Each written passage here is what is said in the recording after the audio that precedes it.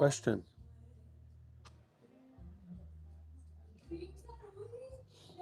Why does the common person fall into evil rebirths? That means being born as an animal, being born as a hungry ghost, being born as a hell being.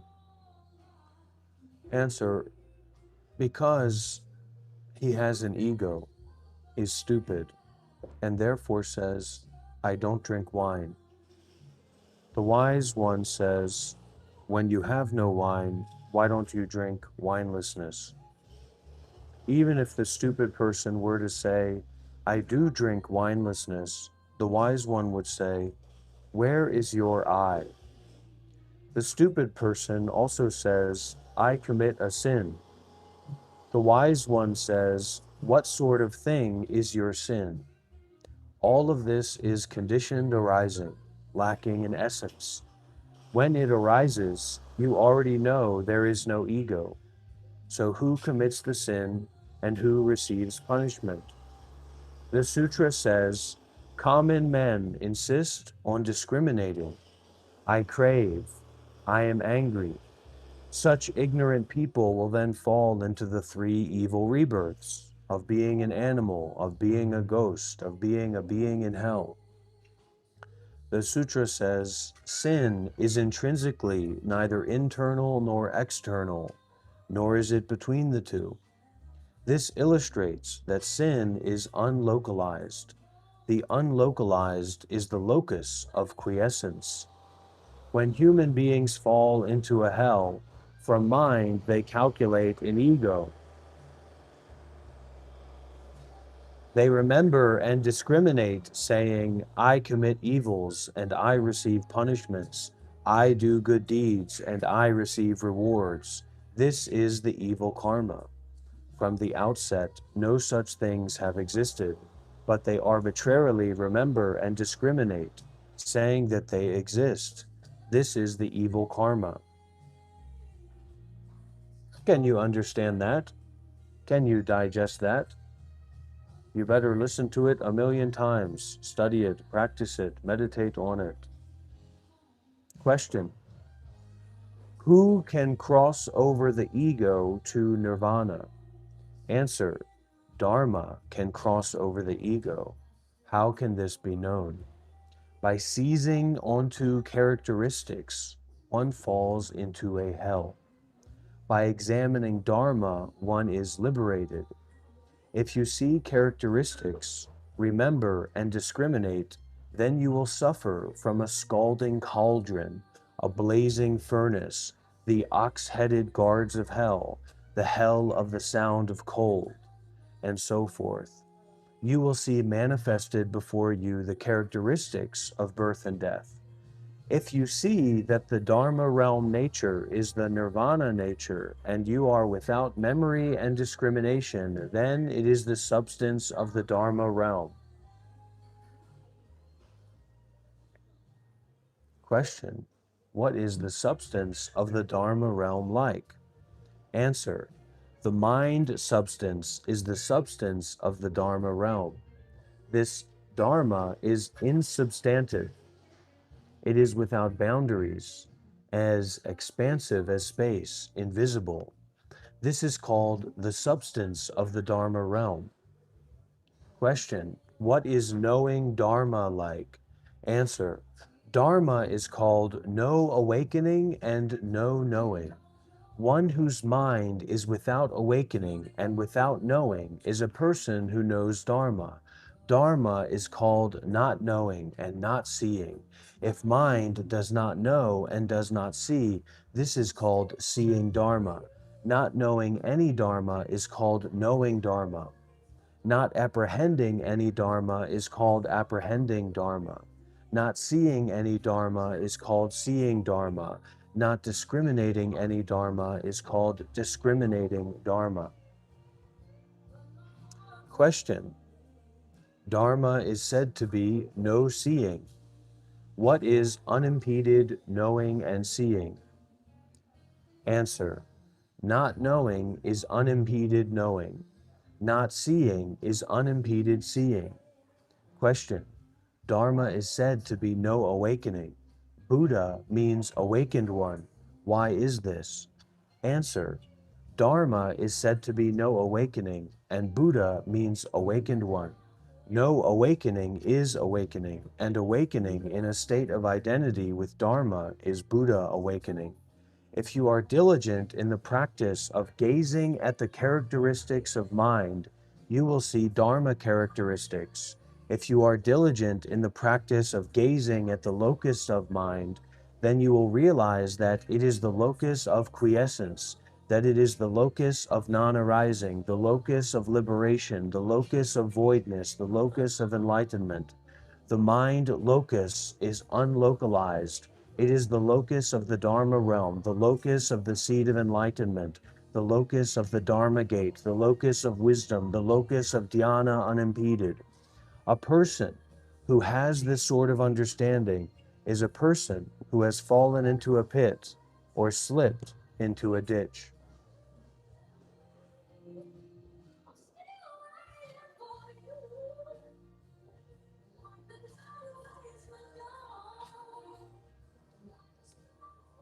What kind of understanding do you have?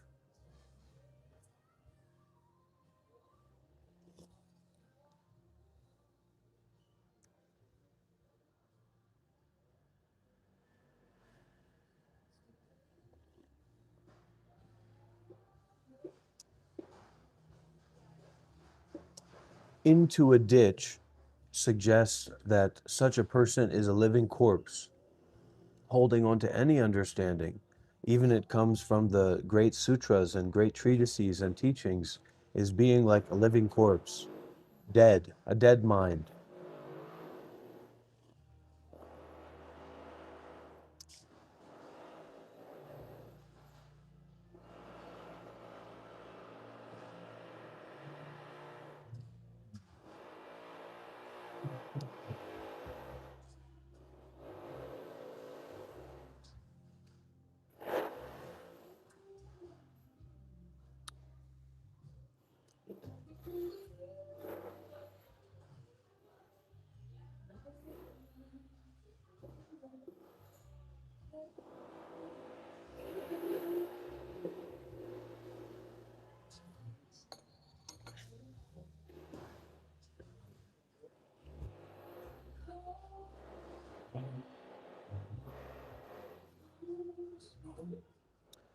Question: what is called the mind of liberation? Answer: because mind is formless, it is not connected to forms. And yet, mind is not formless and is not connected to formlessness. Although mind illuminates forms, it is not connected to forms. Although mind illuminates formlessness, it is not connected to formlessness. Mind is not something that can be seen through the form characteristic. Although mind is formless, its formlessness is not a mere absence. Mind is formless, and yet mind is not the same as the emptiness of the sky. The Bodhisattva clearly illuminates the void and the non-void. Even though the Hinayana illuminates the void, it does not illuminate the non-void. Even though the hearer apprehends the void, he does not apprehend the non-void. So you can be right about everything in this way, concerned with the Dharma.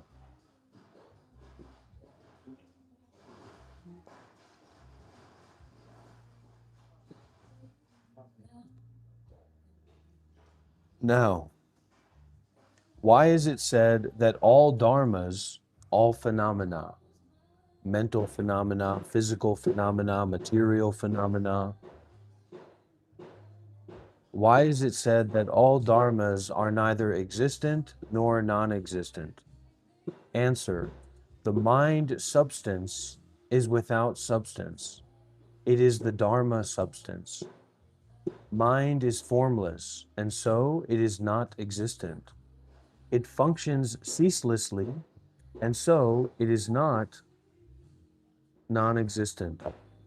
Also, because it functions yet is constantly void, it is not existent. Because it is void and yet constantly functioning, it is not non-existent. Also, because it lacks an essence, it is not existent. Because it arises due to conditions, it is not non-existent. The common man abides in existence. The Hinayana abides in non-existence. The Bodhisattva abides in neither existence nor non-existence. However, this schema is a false thought calculated by your own mind. Forms are formless and not defiled by formness. Formlessness is formless and not defiled by formlessness. Also, not seeing seeing and not seeing no seeing is called seeing Dharma. Not knowing knowing and not knowing no knowing is called knowing Dharma. An understanding such as this is also called false thought. Mind is no mind. Because mind is no mind, it is called Dharma mind. Today's practitioners understand this as the destruction of all delusions. Mind is like space, indestructible, and therefore it is called the thunderbolt mind. Mind does not abide in abiding, nor does it abide in non-abiding, and therefore it is called the mind of insight. The mind nature is broad and great. Its operation is directionless. Therefore we call it the Mahayana mind. The mind substance is penetrating without obstacles.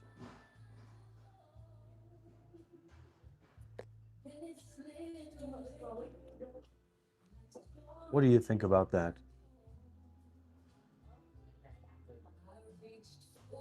Maybe you just keep listening and meditating with that.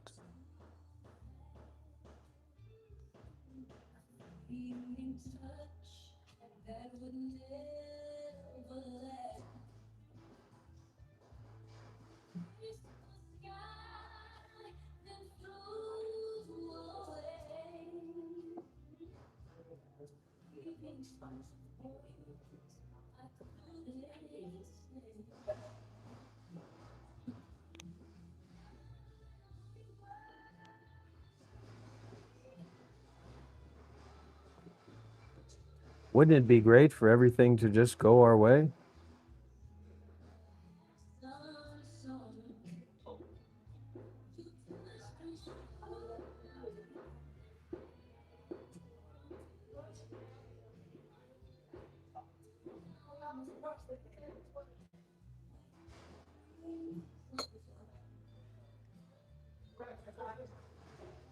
Did you hear that?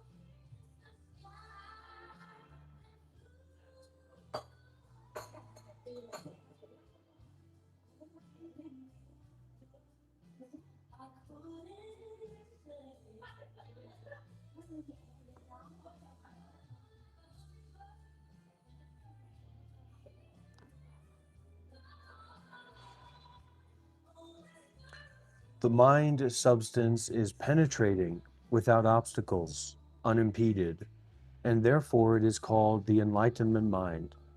Mind has no boundaries, it is unlocalized. Because mind is without characteristics, it does not have limits. Because it functions ceaselessly, it is not borderless. It does not have limits, nor is it limitless, and therefore it is called the mind of the reality limit. Mind has neither variation nor variationlessness, and so mind is substanceless. It is variationless, and yet it is not substanceless. It is not variationless. It has neither variation nor variationlessness. Therefore, it is called the mind of thusness. Mind's lack of transformation is called variation. Its transformation according to things is called variationlessness, and so it is also called the mind of true thusness. Mind is neither internal nor external, nor in between. It does not lie in any of the directions. Mind's having no locus to abide in is the locus wherein Dharma abides. The locus wherein the Dharma realm abides, and it is also called the Dharma realm mind. The mind nature is neither existent nor non-existent.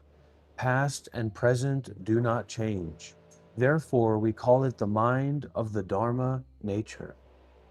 Mind has neither arising nor extinguishing, and therefore it is called the Nirvana mind. If you make these sorts of interpretations, you are under the sway of the perversion of false thought. You do not understand the realm of objects manifested by your own mind. Such is called the mind of undulating waves. Question: how is the realm of objects manifested by one's own mind? Answer: if you see that all dharmas exist, and this is phenomena, all phenomena. If you see that all phenomena exist, that existence is not existent in and of itself. The calculations of your own mind have created that existence. If you see that all dharmas do not exist, that non-existence is non-existent in and of itself, the calculations of your own mind have created that non-existence. This extends to all dharmas. In all cases, the calculations of one's own mind create existence, and the calculations create non-existence. What is greed like that you create the greed interpretation? Because in all these cases, one's own mind has produced views. One's own mind has calculated about the unlocalized. This is called false thought. If you yourself say that you are beyond the calculated views of those who follow non-Buddhist paths, it is also false thought. If you engage in talk about no thought and non-discrimination, it is also false thought. When walking, Dharma is walking. It is not the ego walking. It is not the ego not walking. When sitting, Dharma is sitting. It is not the ego sitting. It is not the ego not sitting. Entertaining these sorts of interpretations is also false thought.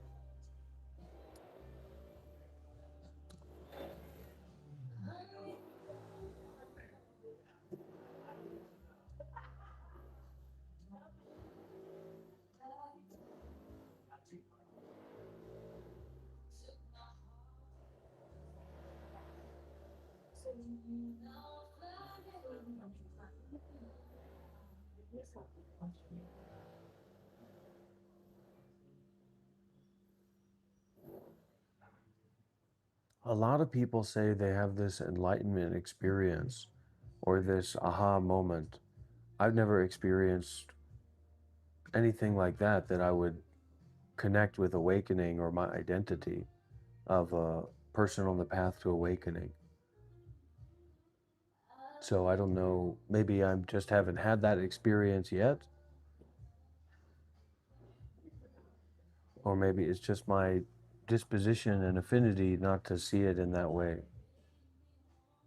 I was just watching earlier Angelo Delulu talking about his awakening experience.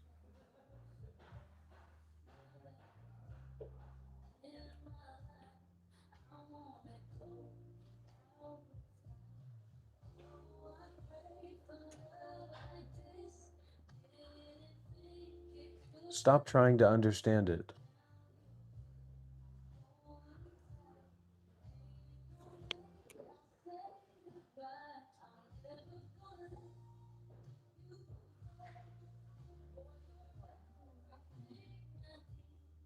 It's our arrogance and our ego and our pride and our greed. Shut the fuck up, Kairasa. That allows us and perpetuates us to keep trying to fixate on understanding it. And it keeps us from listening.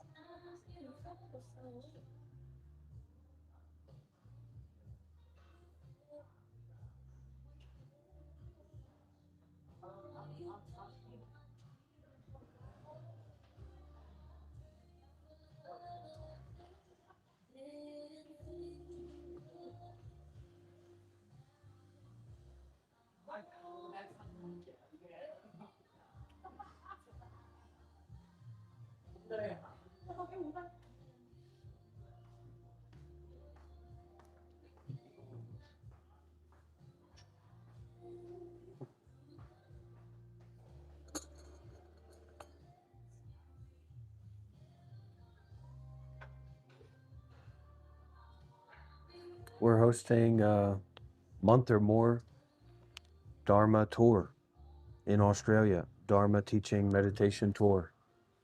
So Australians, let me know and you can join in the trip and join in the activities.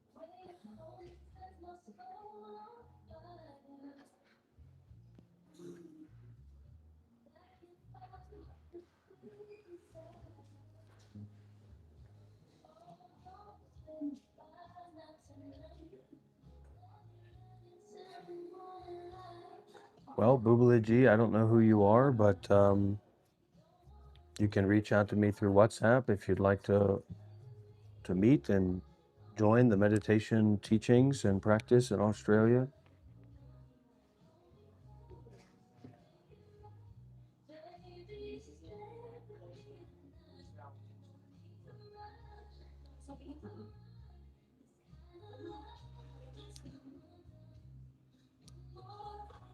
Sure, sure it is.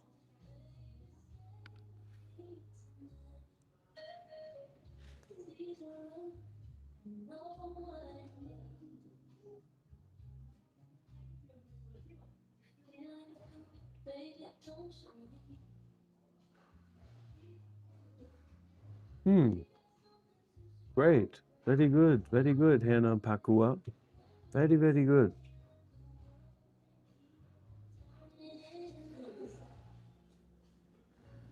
It's inspiring.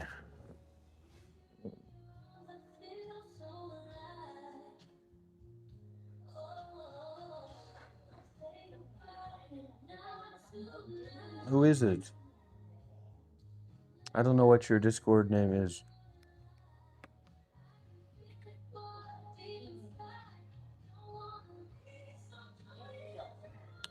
So,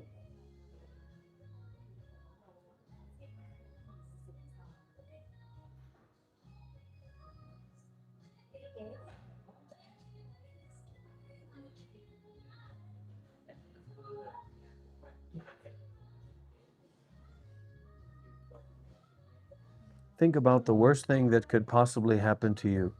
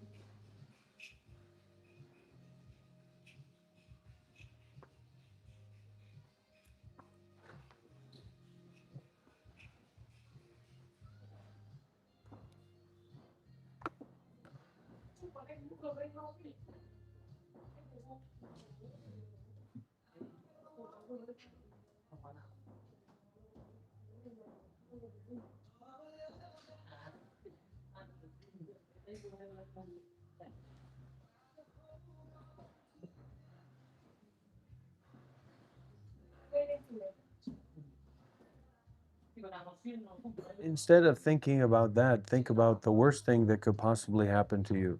Think about that.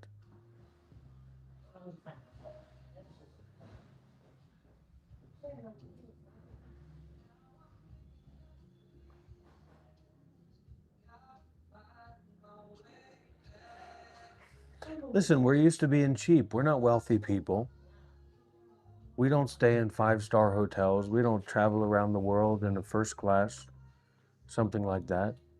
We don't have apartments in Milan and Shanghai and this place and that. We're cheap. We're the peasants. We're the lowly people.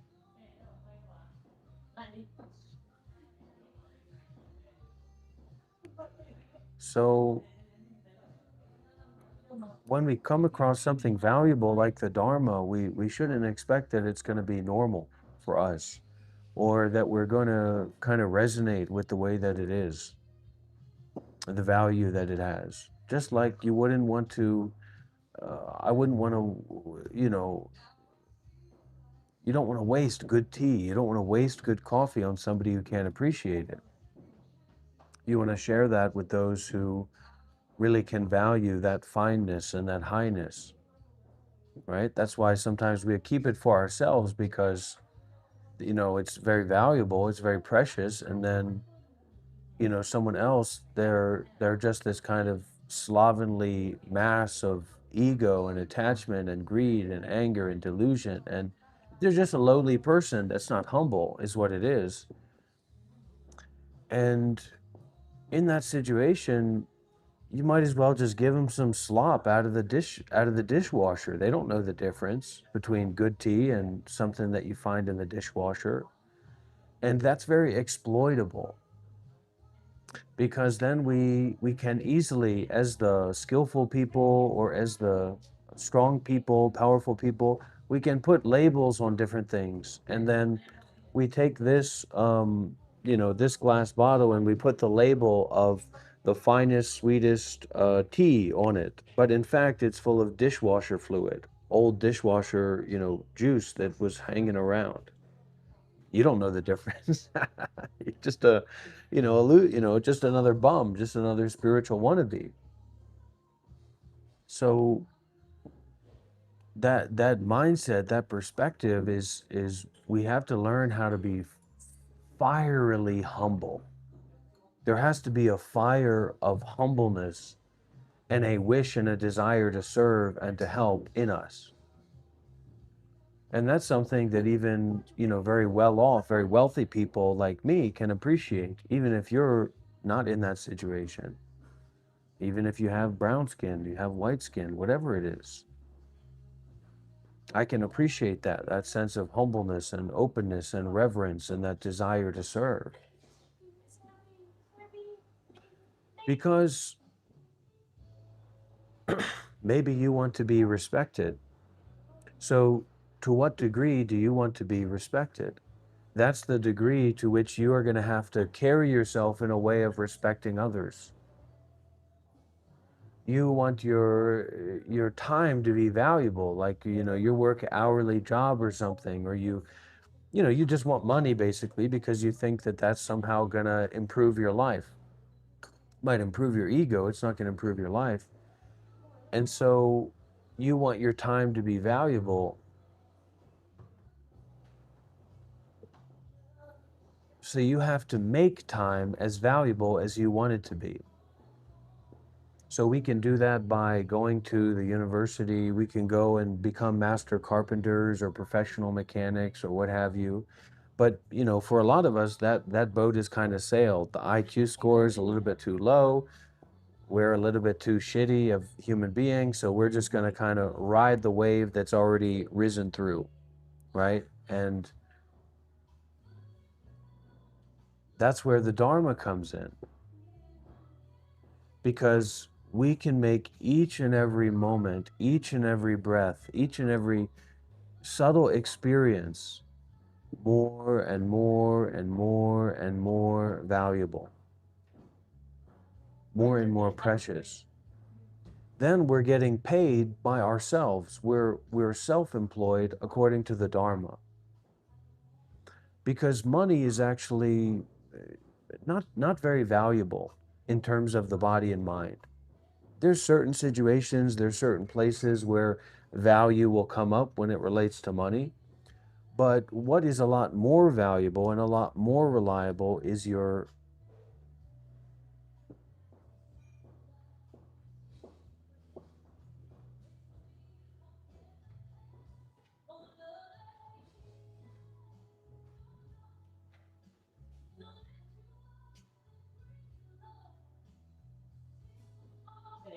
you see what I'm saying?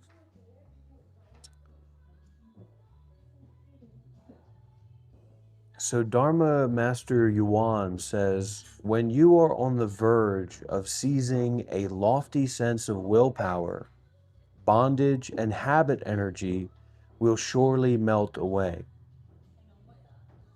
So this habit energy is just the continuous perpetuation of greed, anger, and delusion, or things that you tend to do that would otherwise not be there.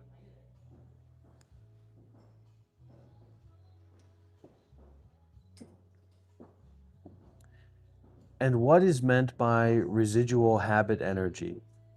Answer: arising and extinguishing are bondage proper, and non-arising and non-extinguishing are the residual habit energy of a stupid person.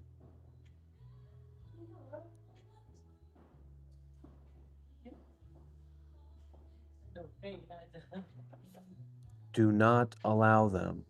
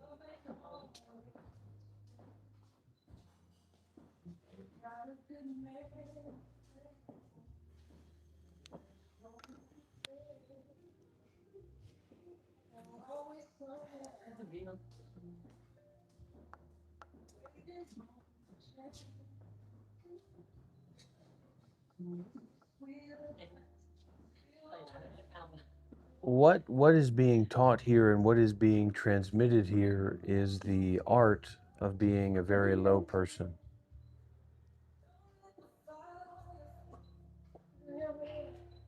And not even to talk about being nobody, but to being close to lowness as possible without emotional dysregulation. What does lowness mean?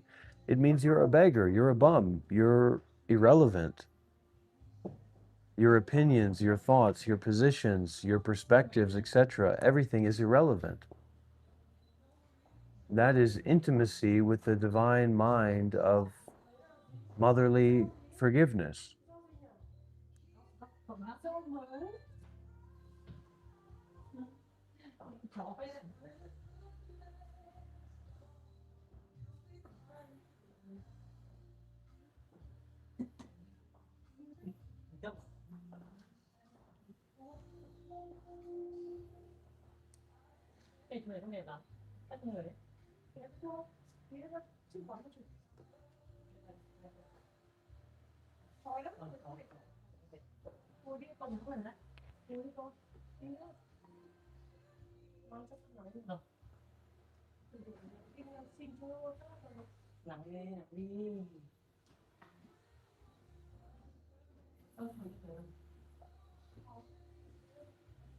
And what this teaching is saying again and again,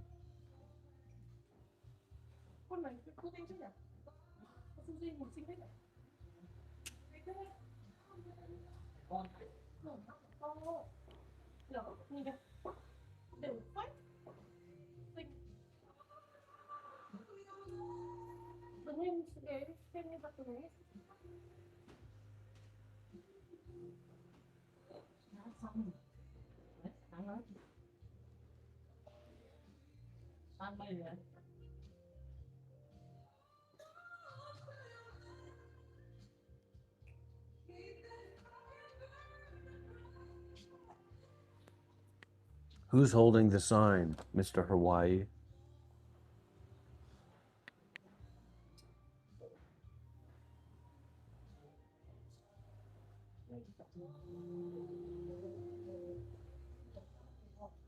And when your time is not valuable, that's when you're constantly scrolling. You're constantly jumping from one thing to the next. When your time is valuable, the stillness or the openness to non-activity, not getting to the next place, not getting to the next situation, not getting to the next experience becomes so powerful and so potent.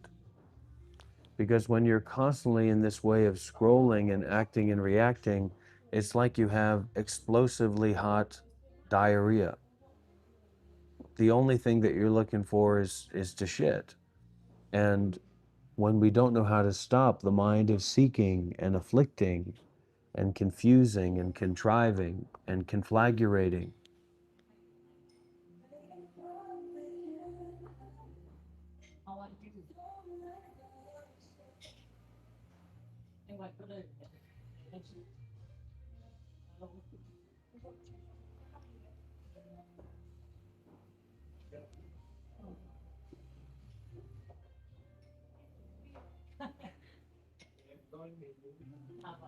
there's a stupidness in us. And it's a kind of stupidness of like, people here know about karate and mixed martial arts and things like that. And, the highest form of karate is the mixed martial arts. These are the people that really know how to get down and kick ass and, put you in the grave. And we have a stupidity in us that is something like we think that we're going to go to the karate gym, the mixed martial arts gym, and that there's some kind of special technique, some kind of secret technique that's going to be transmitted or told to us, and then we're going to have this ability to win in all situations.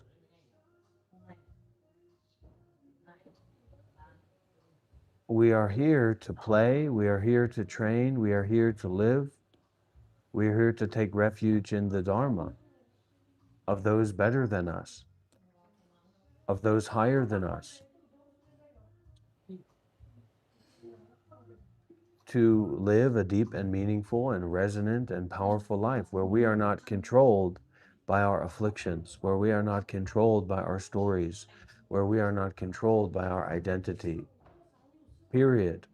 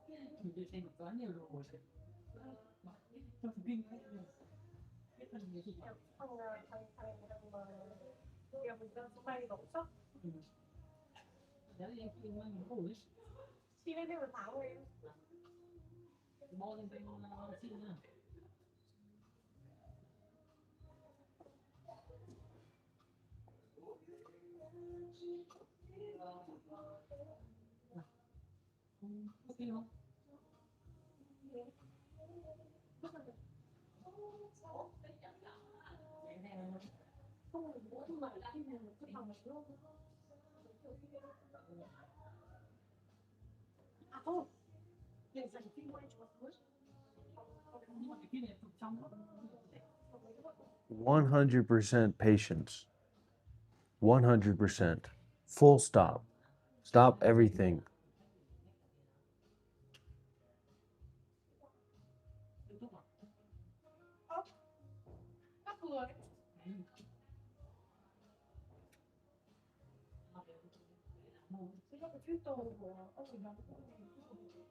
And I can't, I can't help you for your unwillingness to give, your unwillingness to take this seriously, your unwillingness to take refuge.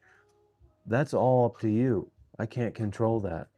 I can just show up and try to share and try to give and try to listen and try to be available, you know,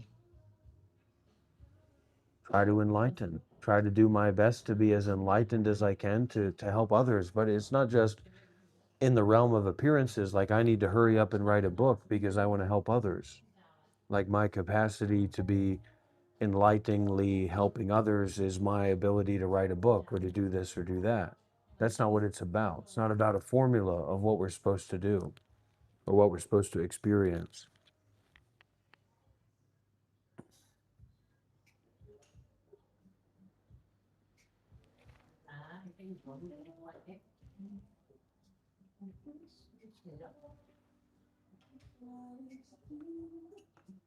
It's our motivation and our intentionality, isn't it?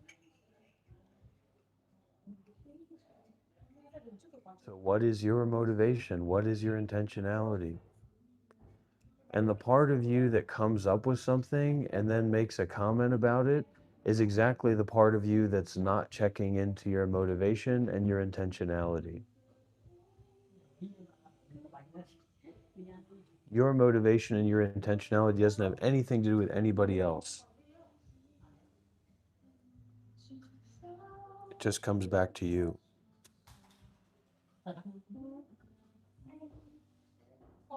Slow and steady wins the race. Open-hearted, open-minded is the way.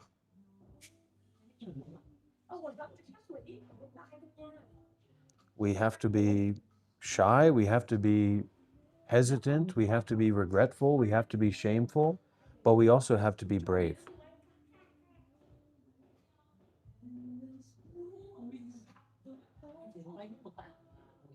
Brave to step forward, brave to be vulnerable, brave to sacrifice what we hold to be valuable. to sacrifice the truths that we hold to be valuable in the here and now.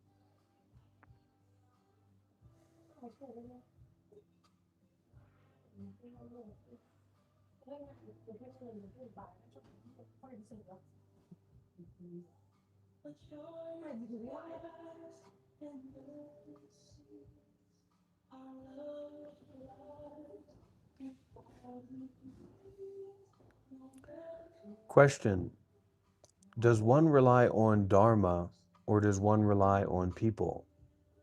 Answer: when in accordance with my understanding, you rely on neither people nor Dharma.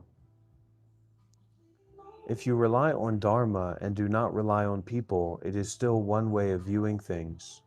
If you rely on people and do not rely on Dharma, it is the same. Further, if you have bodily energy, you will avoid the deceptive delusions of people and Dharma, and your spirit will be all right. Why? Because when you esteem knowledge, you are deceived by women and Dharma, men and Dharma. If you value one person as correct, then you will not avoid the deceptive confusions of this person. And this is true even to the point where, if you say that a Buddha is the supreme person, you will not avoid deception. Why? Because you are deluded about the realm of objects. Because by relying on this person, your mind of faith becomes heavy. Further, stupid people say that a Buddha is supreme among men. They say that nirvana is supreme among dharmas. Thus, they are deluded and confused by men and dharmas. If you say that it matters not whether one knows or does not know the dharma nature and the reality limit, and you say that the self-nature neither arises nor extinguishes, then you are deceiving and deluding yourself. Dharma Master Chi saw Dharma Master Yuan on the street of butchers and asked, "Do you see the butchers slaughtering the sheep?" Dharma Master Yuan said, "My eyes are not blind. How could I not see them?" Dharma Master Chi said, "Master Yuan, you are saying you see it." Master Yuan said, "You're seeing it on top of seeing it."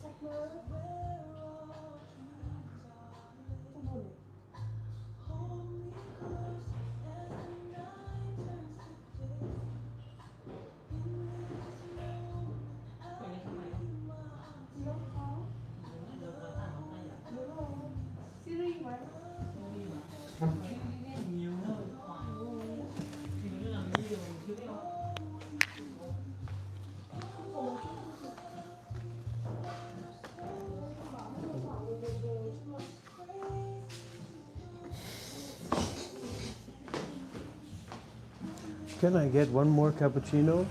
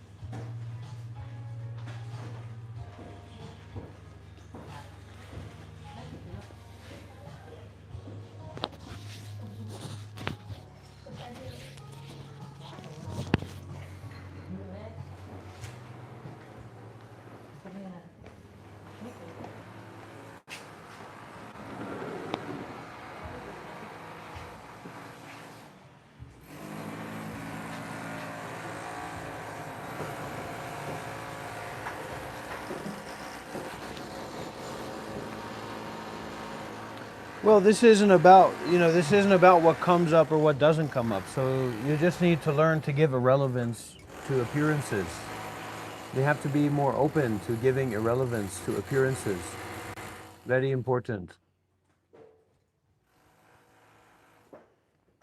Very essential.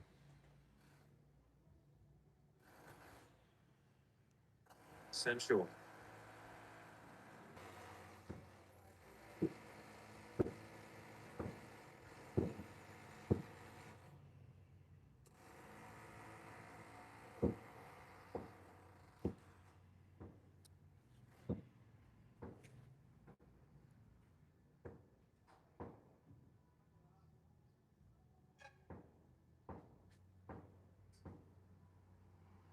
We're kind of just we're kind of just along for the ride, really.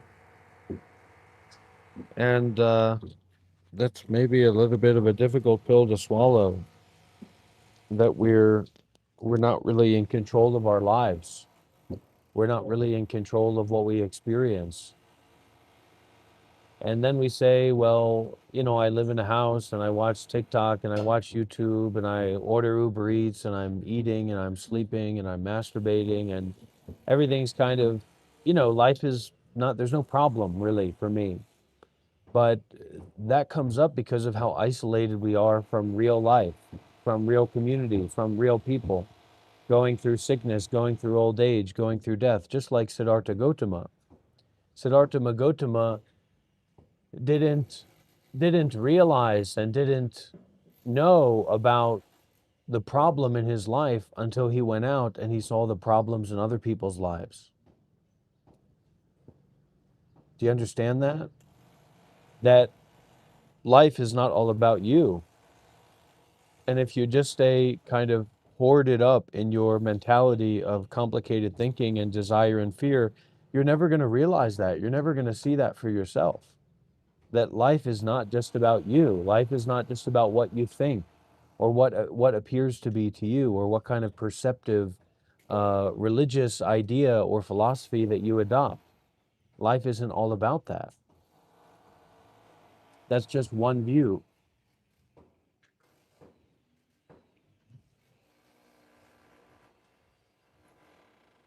That's just one idea.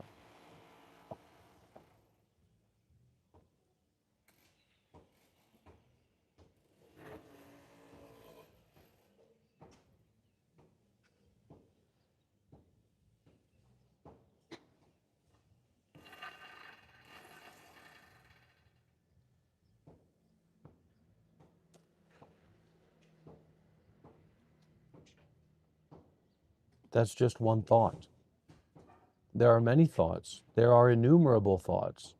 So this arbitrarily grasping onto one particular thought is a kind of really fucking being fucking really stupid.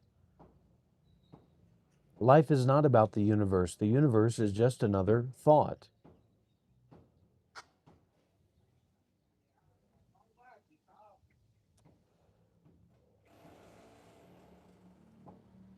So what we learn to do here and what we learn to practice here is not thinking, and instead giving, listening deeply, sharing deeply, being on the path, concerned with awakening.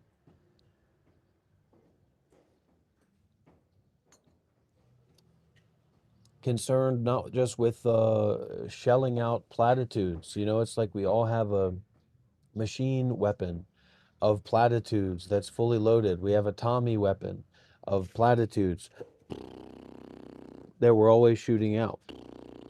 You have to stop doing that. You have to start living a real, meaningful life. And sometimes you start doing that by just having a lot of suffering. So suffering isn't bad. Suffering is a part of life.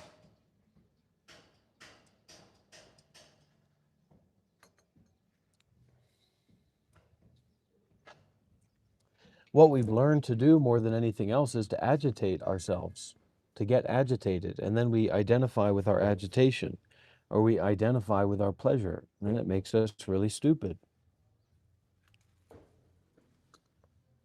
We don't know how to say real things. We don't know how to have real conversations. We don't know how to ask real questions because we don't know how to not think.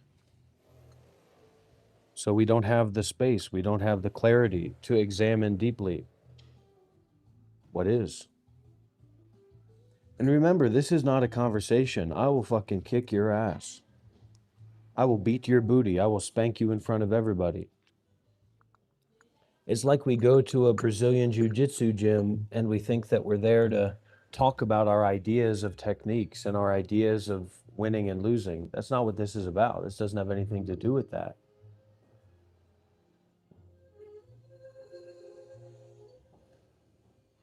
Go, your identity, your beliefs about things, as far as they have nothing to do with giving seriously, practicing generosity seriously, taming the mind seriously, have nothing to do with this and have no place here. It's like being an exceedingly fat woman and going to the mixed martial arts gym and talking about fat phobia and your difficulties and your experiences as a fat woman. Nobody cares. That's not what this is about. So we go into a context here of intimacy, of generosity, of deep listening, of deep sharing, of being concerned with the Dharma. Whether we like it or not, doesn't matter if we like it or not. It's like you go to a Michelin star restaurant and you say, I'd like to speak to the chef about what I think about their food. You're a nobody. Nobody cares what you think about the food. This food is for wealthy people. This food is for donors. This food is for practitioners. This food is for people who are seriously concerned with sacrificing their life to be free.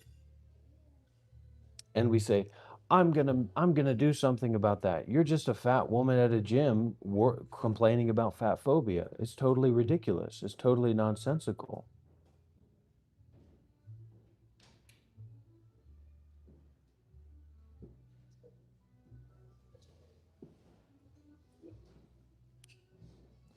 Master Chi again asked, if you hold a view with characteristics, it is the view of the common man. If you hold a view of voidness, of essence, it is the view of the two vehicles. Two vehicles here is, it's a little bit of a deep track. I don't know if I can speak about that. But basically, people who are receiving the Dharma and not necessarily doing anything with it or about it, but they are receiving it, they are hearing it. And the other vehicle is the vehicle of the solitary Buddha. So, like the Theravada Buddha, or they call the Pratyeka Buddha, the silent Buddha. So, it's not concerned with the community, it's not concerned with the social paradigm of suffering that's very real.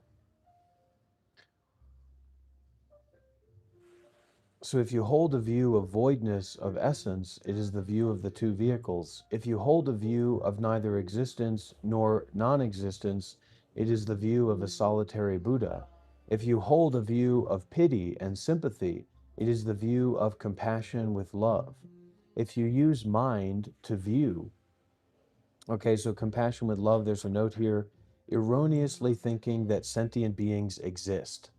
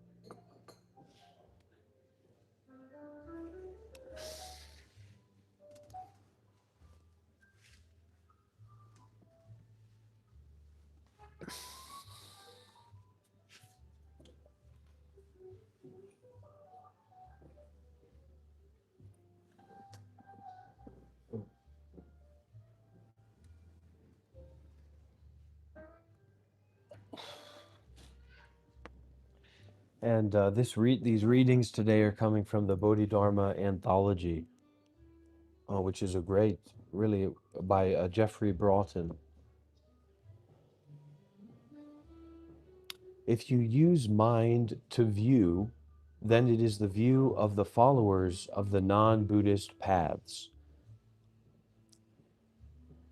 If you make use of the consciousness to view, it is the view of the heavenly evil one. If you do not see forms and formlessness, you will no longer have views. How should one view in order to be free of all these errors? Master Yuan said, I have nothing whatsoever to do with these sorts of views at all, and that is what is properly called taking a view. Because you create various false thoughts, such as these, you are deluding and confusing yourself.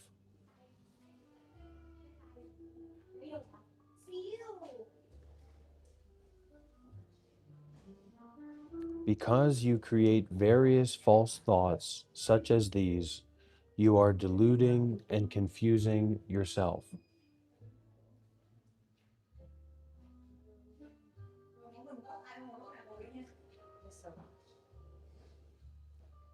A certain person asked Master Yuan, why do you not teach me the Dharma? Answer, if I were to set up a Dharma to teach you, it would not be leading you. If I were to set up a Dharma, it would be deceiving you. It would be failing you. If I had a Dharma, how could I explain it to someone else? Kind of like, how could you explain the stomach ache that you're going through to someone else? You can't. It's impossible. It's ridiculous to think that you can do that. You can try, you can pretend to explain what you're going through to someone else, but only you are going through what you're going through, nobody else. I wonder why it does that.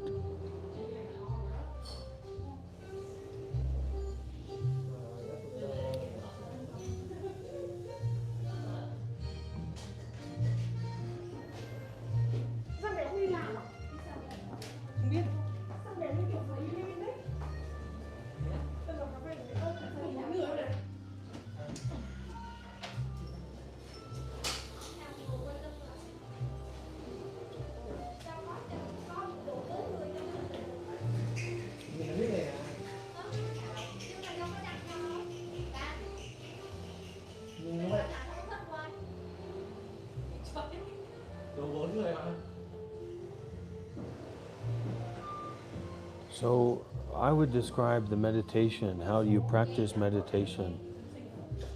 Closing your eyes to give up one of your most important attachments, your attachment to seeing. So you're willing to give up seeing. When you're not seeing, you're blind. You're the same as a blind person. So exercise that willingness to renounce seeing, and then instead of that being this contracting around experience, you're just opening to everything that is. Everything that's happening, everything that's experiencing, everything that's bubbling up and experiencing up, you're opening to that.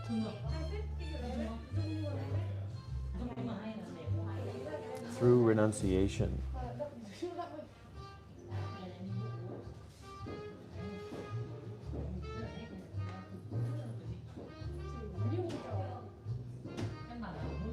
And then you're just fully experiencing what's here. You don't have to try to do anything. You don't have to try to develop something or figure something out. Everything is already there. Everything, it's like the experience of reality or truth or whatever is screaming at you all the time. But you're too distracted, you're too caught up in things to resonate with that truth that is already. So one of the ways that we approach what is already is by giving up one of those things that we're attached to and fixated on, and using to compile all of our thoughts and identities and stories.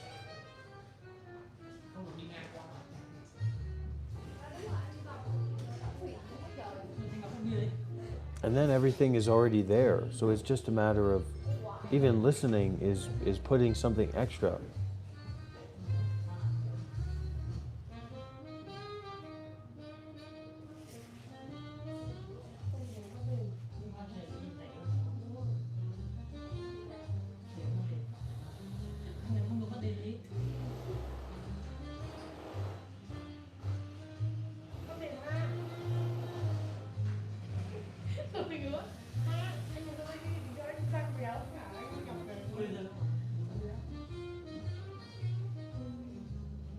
You can't make it about anything. It's just being alive or living your life.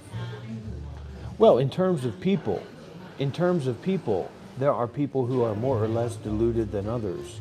But the view of their being, really being people, is an erroneous view or a broken view that's antithetical to the teachings of Buddha and to the Dharma. So anatta includes self, right? Non-self. The emptiness of self includes self. So this is just like a dualistic framework to detach from or to abandon or to forgive our involvements with dualistic frameworks. But if you hold on to that view of self, if you hold on to that view of no self, you're just as dumb as the opposite, because it's still holding on.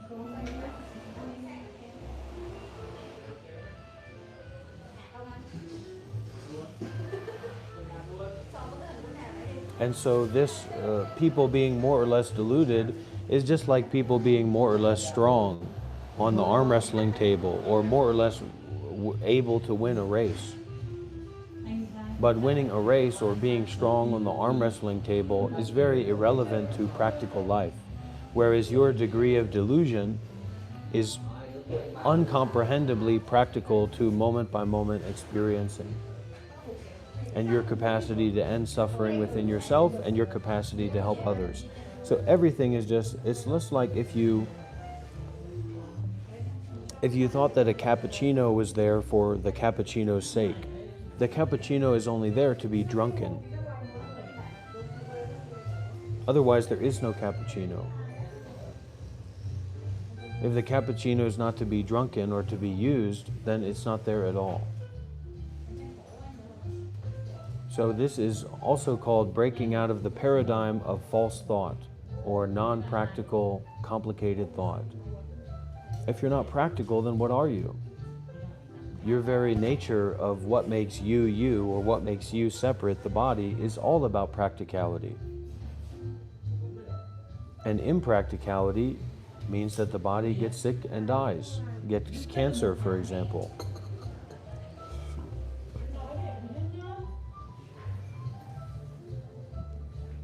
Because you create various false thoughts, such as all of these different views, high views, low views, whatever, because you create various false thoughts or various false views, such as these, you are deluding and confusing yourself all the time. You're constantly deluding and confusing yourself. That's why people don't respect you. That's why you're anxious all the time. That's why you're depressed all the time. That's why you don't have deep and meaningful relationships with others. That's why you're not brave. That's why you're not open. Not because you're a bad person or a good person, but because moment by moment, constantly, habitually, you are creating various false thoughts, such as these. You are deluding and confusing yourself. So no wonder your life is basically a toilet, or your life is so vague and vapid, and you don't have access to happiness or joy, and you don't know how to look deeply at things. And you don't know how to build relationships with people that are available to you, that you're interested in, that you're curious about. You just know how to go back into creating various false thoughts, and then you're so busy deluding and confusing yourself that you can't receive any other information. It's like you're constantly filling up your cup. And your cup is full of dirty water because those views are false and deluded. A certain person asked Master Yuan, "Why do you not teach me the Dharma?" Answer: if I were to set up a dharma to teach you, it would not be leading you. If I were to set up a dharma, it would be deceiving you. It would be failing you. If I had a dharma, how could I explain it to someone else? How could I speak of it to you? It comes down to this: if there are terms and written words, all of it will deceive you. How could I tell you even a mustard seed's worth of the meaning of the great path? If I could speak of it, what purpose would that serve? When asked again, Master Yuan did not reply. Later, another question: how does one quiet mind? Answer: you must not engender a mental focus on the great path. In my opinion, mind in and of itself cannot be known. It is mysterious and not something to be concerned with about. So we go back again, we return again to our disposition towards anger, our disposition towards greed, our disposition towards non-practical, complicated thinking. And we dare to not be concerned about those things, because our concern with those things is perpetuating them.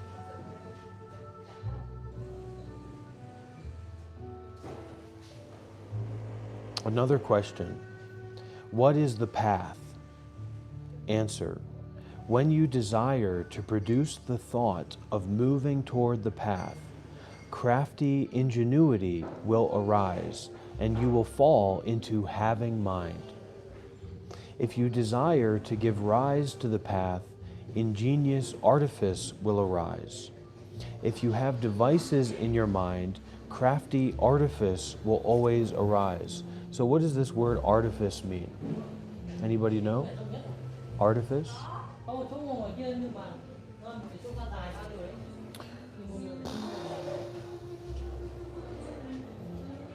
Clever or cunning, tricky, deceiving, intellectual, constructed, contrived. So this is all about genuineness, authenticity, to its very root, to its very core.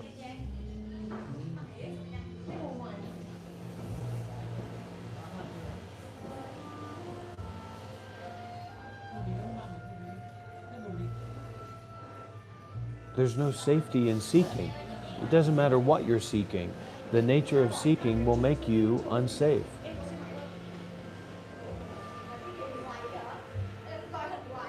Same with avoiding. There's nothing safe in avoiding, because by the nature of you trying to avoid it, you're making it unavoidable. You're magnetizing what you'd like to avoid to yourself because you want to avoid it. And this is accumulating and becoming the habit energies and the tendencies of your identity and your ego.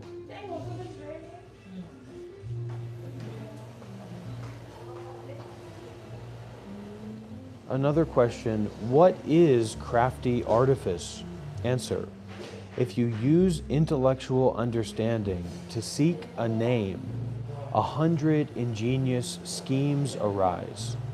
If you desire to cut off crafty artifice, don't produce the thought of enlightenment, and don't use knowledge of the sutras and treatises.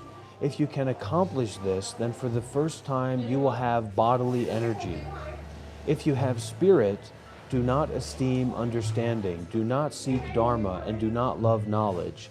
Then you will find a little quietude. Further, if you do not seek wonderful understanding, do not serve as a teacher for people, and also do not take dharma as your teacher, you will walk alone spontaneously. Further, if you do not give rise to a demon mind, I can lead you.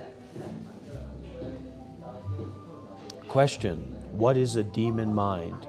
Answer: closing the eyes in the cross-legged sitting posture and entering samadhi.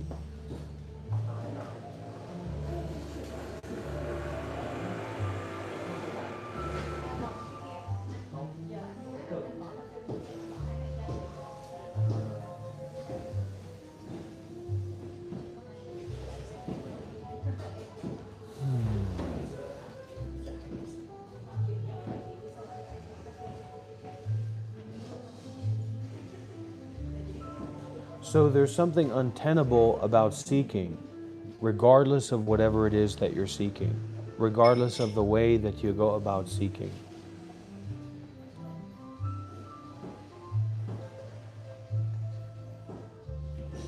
The Buddha said the cause of suffering is desire, is wanting. So if we want samadhi, if we're practicing to get samadhi and to dwell in samadhi, how is that not suffering?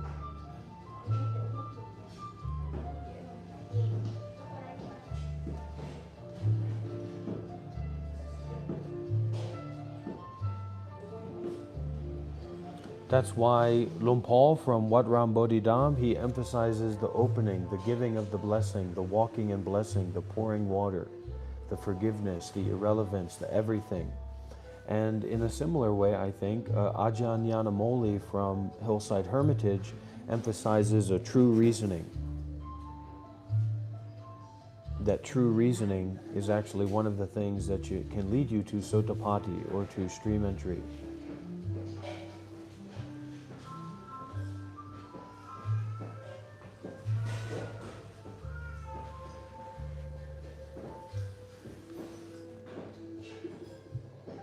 Question: what if I gather the mind into dhyana, into samadhi, so that it does not move?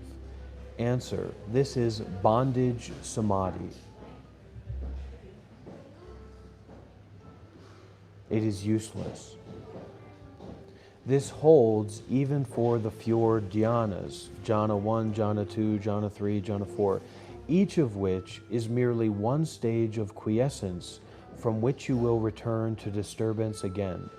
They are not to be valued. These are created dharmas, dharmas that will be destroyed again, not ultimate dharma. If you can understand that intrinsically, there is neither quiescence nor disturbance, then you will be able to exist of yourself. The one who is not drawn into quiescence and disturbance is the man of spirit. Not drawn into quiescence, not drawn into peacefulness, not drawn into disturbance. This is the woman of spirit, or the woman of beholding the mind.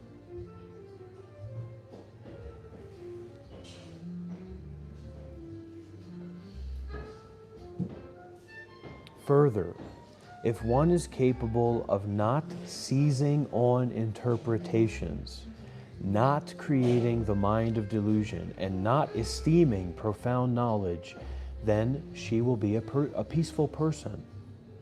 If there is one dharma to be esteemed or valued, this dharma will be the one most capable of binding and killing you, and you will fall into having mind. This is an unreliable state of affairs. There are innumerable common men throughout the world who are bound by terminology and the written word. A certain person asked Master Ko, "How can one become a sage?" Answer: all common women and sages are created by the calculations of false thought. Another question: since they are false thought, how does one cultivate the path? Answer: what sort of thing is the path that you want to cultivate it? Dharmas are not characterized as high or low. Dharmas are not characterized as going or coming.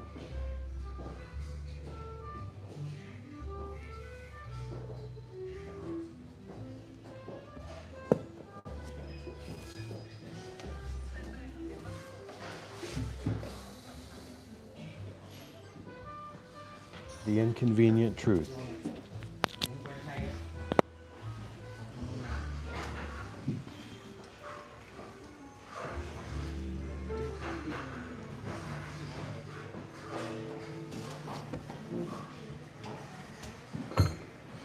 You can be a tag-along, I just don't recommend it.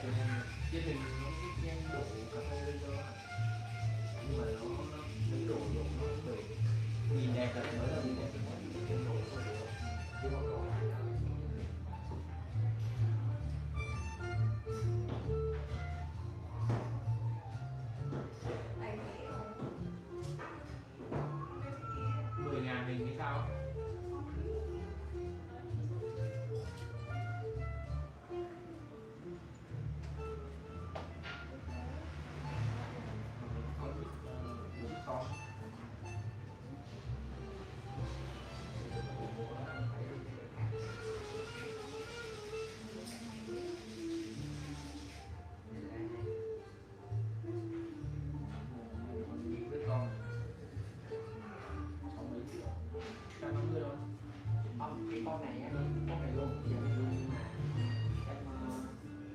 em bán em có em gọi con này là người dân có ghi nè đây thôi nhưng mà tin bạc hơn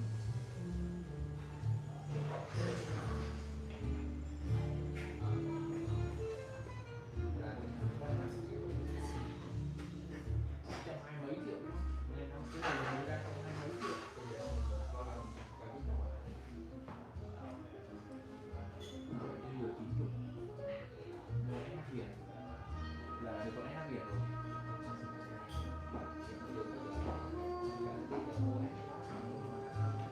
này mình đi cái này thật ra là xe này đi mình chơi đó hai người rồi mới rồi bây giờ chỉ phải chưa ra biển nhé ra biển mình sẽ bị tín dụng trên tên 125 mà có 125 anh phải ông mà không làm bằng kim loại thì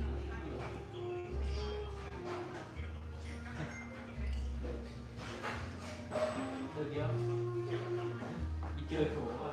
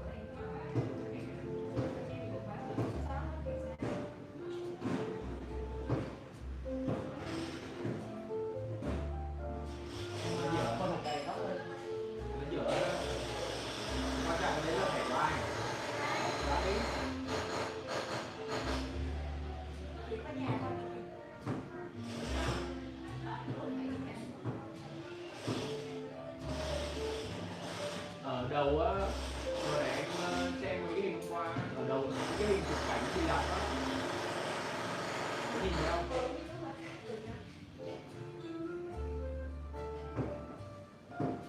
Quán này là người lịch sử.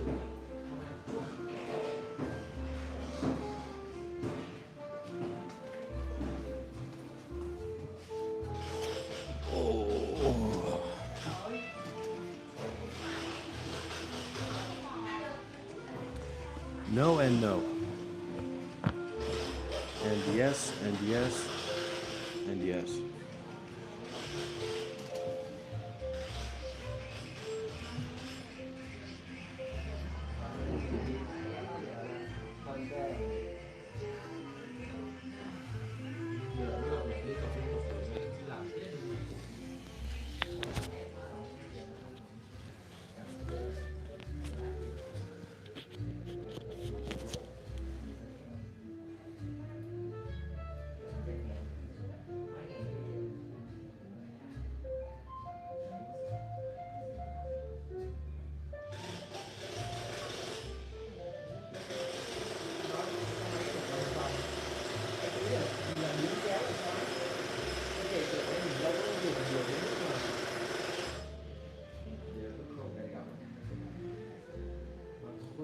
Gốc thì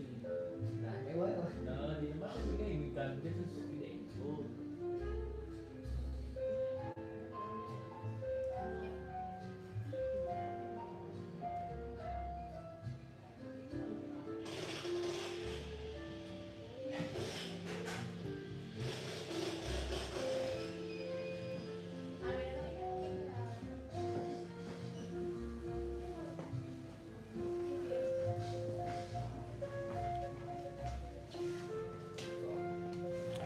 Another question. Teach me, your disciple, to quiet mind. Answer. Bring your mind here and I will quiet it for you. Also, just quiet my mind for me. Answer. This is like asking a craftsman to cut out a garment. When the craftsman obtains your silk, then he can for the first time set his cutting tool to work. At the outset, without having seen the silk, how could he have cut out the pattern from space for you? Since you are unable to present your mind to me, I don't know what mind I shall quiet for you. I certainly am unable to quiet space. Also, administer confession to me, your disciple. Answer. Bring your sins here, and I will administer confession to you. Also, sins lack any characteristic of form that can be apprehended. I don't know what to bring. Answer. My administration of confession to you is over. Go to your quarters. Comment. If there is a sin, one must confess. But since he did not see any sins, it was unnecessary for him to confess. Also, teach me to cut off the defilements. Answer. In what location are the defilements that you want to cut off? Also, in fact, I don't know their location. Answer. If you don't know their location, they are like space. You don't know what they are like, and yet you desire to cut off space. Also, the sutra says, cut off every evil, cultivate every good, and you will be able to become a Buddha. Answer. These are false thoughts manifested by your own mind.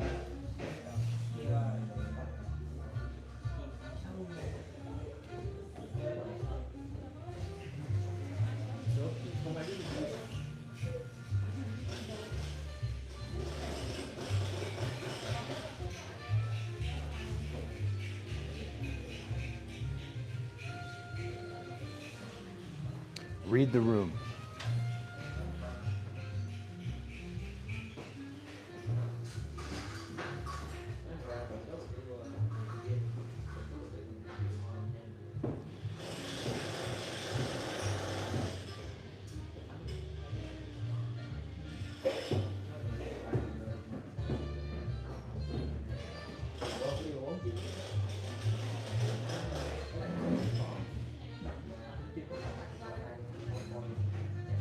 Another question. All the Buddhas of the 10 directions have cut off the defilements and completed the path of the Buddhas. Answer: you recklessly make such a calculation without any fixed frame of reference. Another question: how do Buddhas cross over sentient beings to nirvana? Answer: when the image in a mirror crosses over sentient beings, Buddhas will cross over sentient beings. Another question: I fear the hells. Undergo confession and cultivate the path. Answer: where is the I located? And what is this I like? Further, I don't know its location. Answer: you don't even know the location of this I, so who falls into a hell? Since you do not know what it is like, this is a case of false thoughts calculating existence. There are hells precisely because false thoughts calculate existence. Another question: this path is completely created by false thought. What is creation by false thought? Pie Rat, please shut your pie hole, okay? Before I shut it for you. Question: this path is completely created by false thought. What is creation by false thought? Answer: the Dharma has no big or small, form or characteristics, high or low. It is as if within your residence there were a great stone in the foreground of the garden. Should you fall asleep on it or sit on it, you would be neither alarmed nor fearful. Suddenly, you get the idea to create an image. You hire someone to paint a Buddha image on it. When your mind creates the interpretation Buddha, then you fear committing a sin and no longer dare to sit on top of it. It is the original stone, but this Buddha interpretation was created by your mind. What is mind like? It is always your mind consciousness brush painting and creating these interpretations. You yourself bring on the anxiety. You yourself bring on the fear. In reality, within the stone, there is neither sin nor merit. Your mind itself creates these interpretations. It is as if someone were to paint the forms of yakshas, ghosts, dragons, and tigers.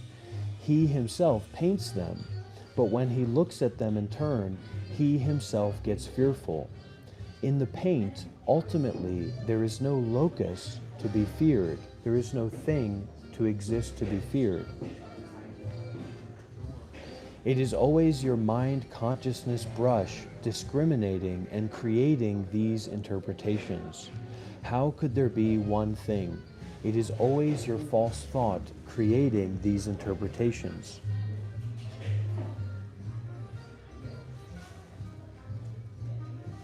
It is always your false thought creating these interpretations, creating these stories, creating these identities, creating these people, places, situations, and experiences. It is always your false thought that creates these.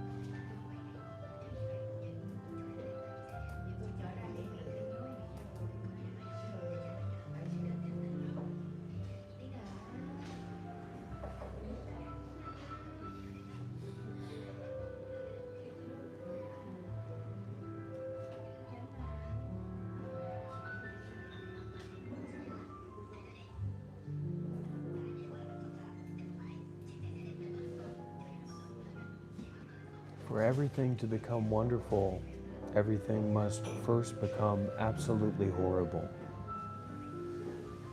Just in the same way that to enjoy a good meal, your stomach must be empty. Even the finest of meals will be vile and disgusting to a full stomach.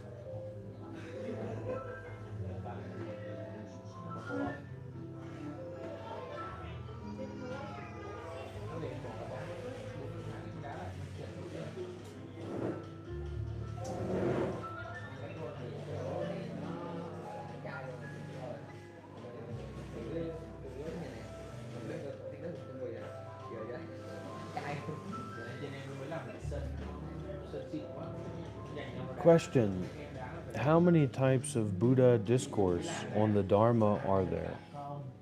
Answer: the Lanka Sutra has 4 types of Buddha discourse. As it is said, the Dharma Buddha's discourse consists of the Dharma of comprehending that substance is empty. The outpouring Buddha discourse on the Dharma of the unreality of false thought. The knowledge Buddha discourses on the Dharma of awakening to detachment, and the magical creation Buddha discourses on the Dharma of the 6 perfections. And what are these 6 perfections after all?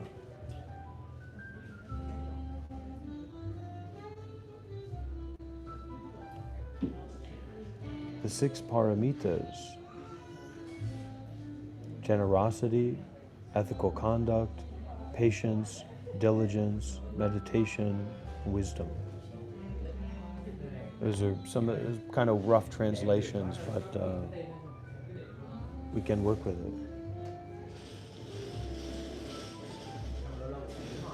Remember that you are here to be a donor. You are here to make substantial financial donations regularly, monthly, or you are here to be a very serious and sincere practitioner, or you're here to shut the fuck up.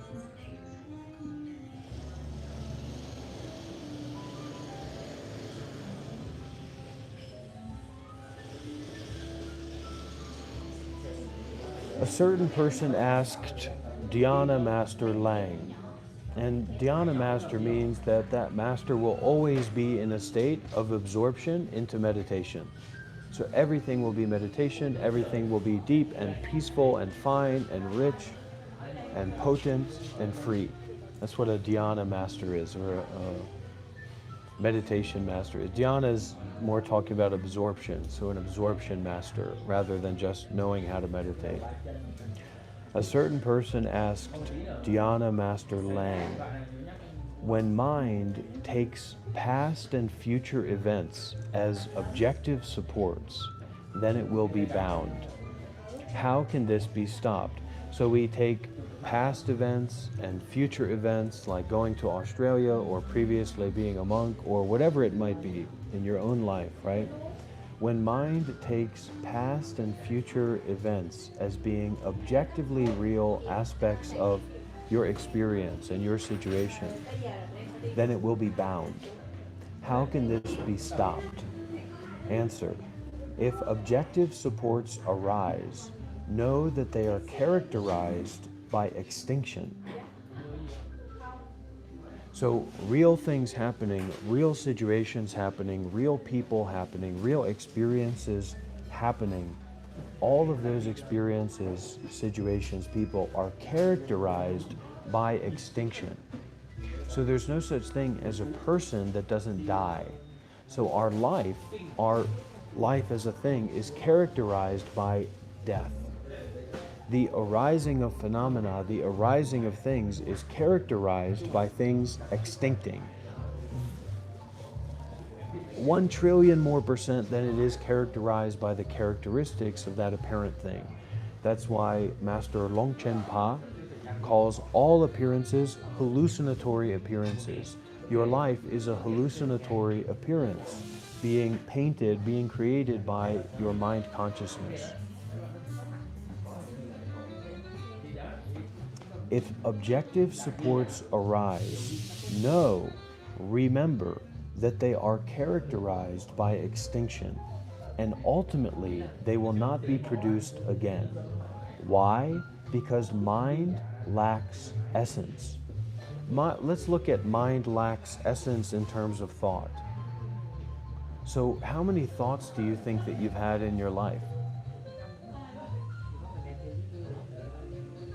Let's give a conservative amount. Let's say 50,000, 100,000. Where are the 100,000 thoughts that you have had up until now? Zero. Zero-sum game. So your mind, your identity, your ego doesn't actually have essence.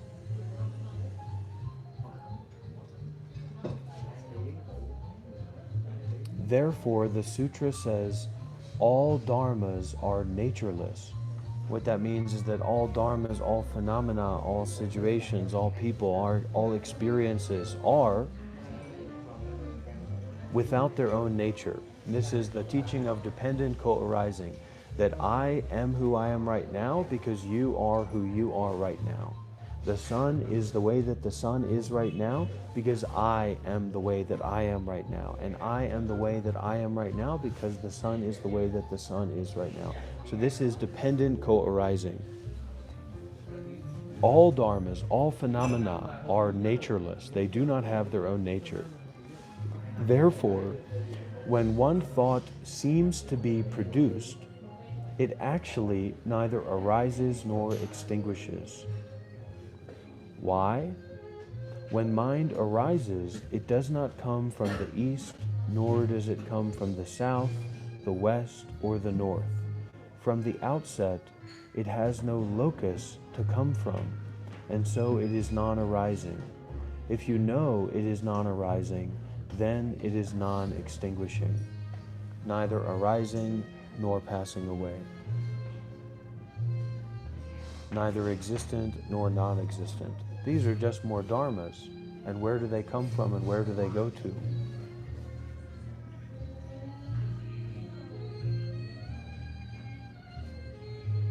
They come from the essenceless mind, the mindless mind. Or we can say the true mind, or the nature mind, or the original nature.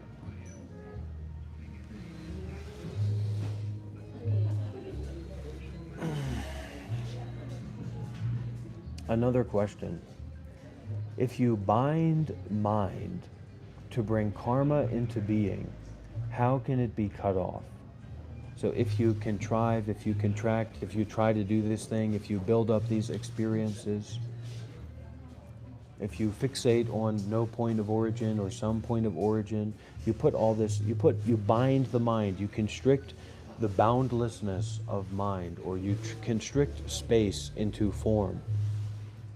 And you bring karma into being by your intentional actions to go over here, go over there.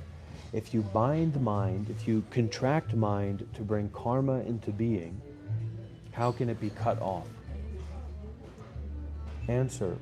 Since there is no mind, it is unnecessary to cut it off.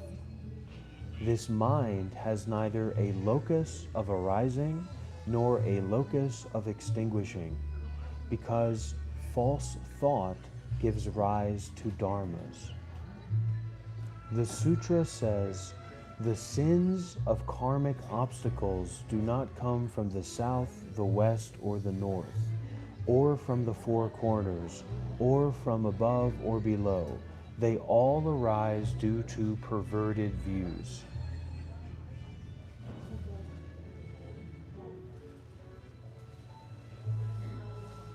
You heard me, now you feel me.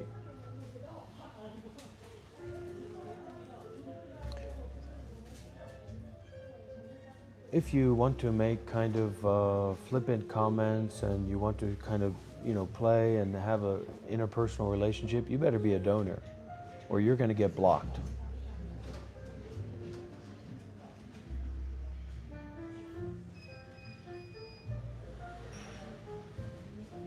So going back to that thought analogy of the mind as thought, right? All these thoughts that you've ever had, where are they? Where did they come from when they were there? Where have they gone to?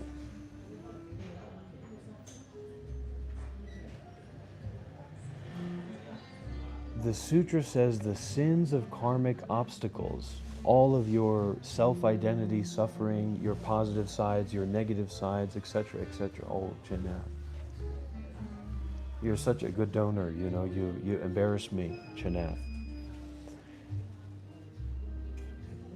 The sins of karmic obstacles do not come from the south, the west, or the north, or from the four corners, or from above or below. They all arise due to perverted views. There is no need to doubt this, just like there is no need to try and figure out where thoughts have come from, or where all of those thoughts have gone to. There's no need to doubt this.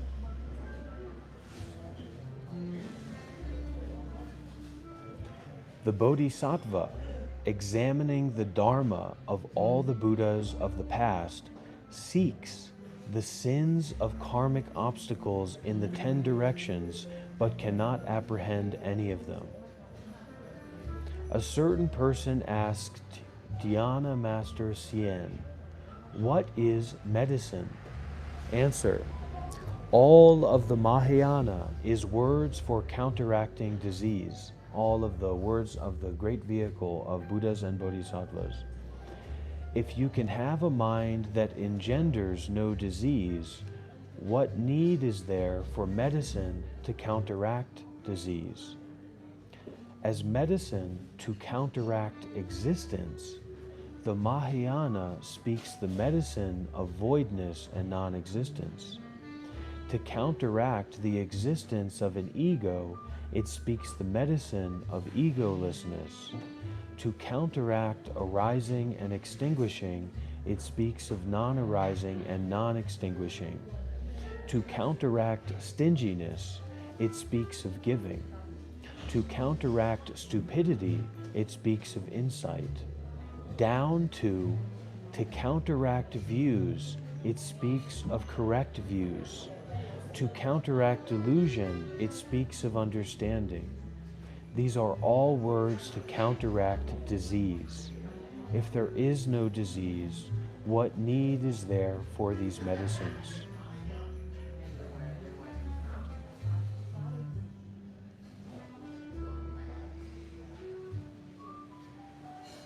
A certain person asked Dhyana Master Swan, "What is the substance of the path?" Answer: mind is the substance of the path. This is a substantive substancelessness. It is the inconceivable Dharma, the inconceivable teaching of the Buddha, neither existent nor non-existent. Why? Mind is natureless, and so it does not exist. It arises from conditions, and so it does not exist. Mind does not have the characteristic of form, and so it is not existent. It functions ceaselessly, and so it is not inexistent. Don't worry about how you live. Don't worry about how someone else lives. Don't worry about living. Don't worry about dying. Just don't worry. Then you won't need so much medicine.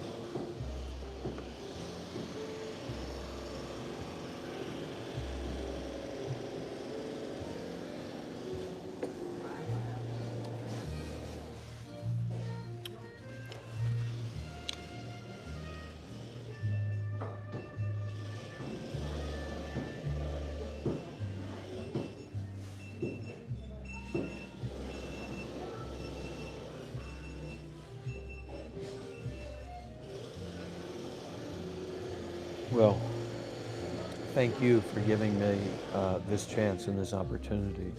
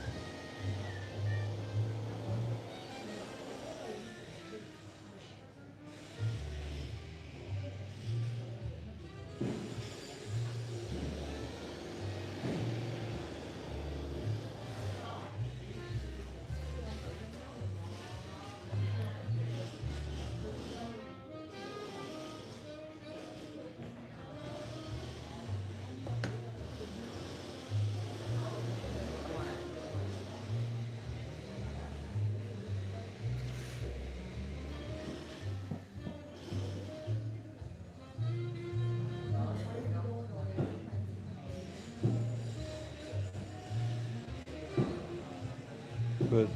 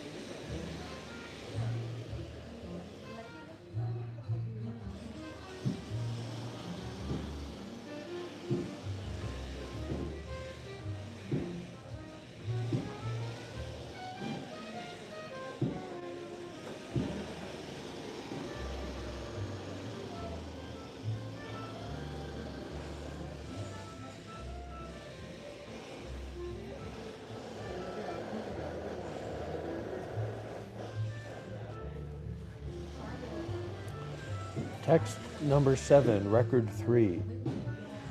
Dhyana Master Yuan says, if you know that all dharmas, so there's a capital D dharma, which is the Buddha, remembering Buddha, reminding Buddha, forgiving Buddha.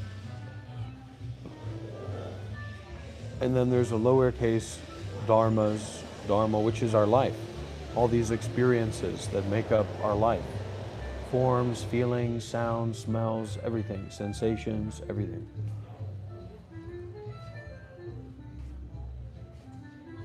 Don't focus on understanding, because listening doesn't require focus. Dhyana Master Yuan says, if you know that all dharmas are ultimately void, then knower and known are also void. The knowing of the knower is also void, and the dharmas that are known are also void. Therefore, dharmas and knowing are both void. This is called the voidness of voidness. And we've worked here, we've used the word the impossibility principle. The principle of impossibility, and then the practice of impossibility, which is to cut through our afflictions, our delusions, our identities, our seeming so, our objective false thoughts. Therefore, the Buddha Store Sutra, Fo Tang Ching, says, the Buddhas of the past preached that all dharmas are ultimately void. The Buddhas of the future will preach that all dharmas are ultimately void. Dharma Master Xiang says, the one for whom in all dharmas there is nothing to be apprehended is called the person who is cultivating the path. Why? As one whose eyes see every form, his eyes do not apprehend any form. As one whose ears hear every sound, his ears do not apprehend any sound. The realms that his mind takes as objective supports are all like this. Therefore, the sutra says, mind has nothing to apprehend, and the Buddha gives a prediction of Buddhahood. The sutra says, no dharma can be apprehended, and even non-apprehension cannot be apprehended. Dharma Master Hsien also says, the locus that the eyes see is the reality limit. All dharmas are the reality limit. What beyond that are you searching for? What beyond this?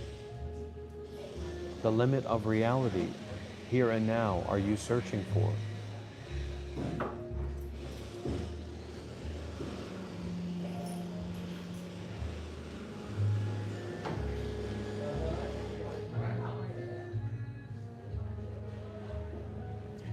Dhyana Master An says, direct mind is the path. Why? The person who has long walked the path has direct mindfulness and direct functioning, is not examining voidness any further, and is not looking for devices. The sutra says, direct seeing does not look, direct hearing does not listen, direct mindfulness does not think, direct perception does not activate, and direct speech does not annoy.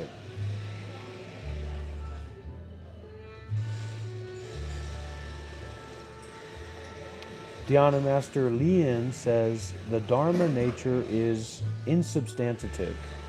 Directly function and do not doubt. The sutra says, all dharmas from the outset are non-existent. The sutra says, because from the outset there is no mind, there is the mind of thusness. Because of the mind of thusness, from the outset there is no mind. The sutra says, if all dharmas had always been existent, and now for the first time were non-existent, every one of the Buddhas would have committed a sinful error.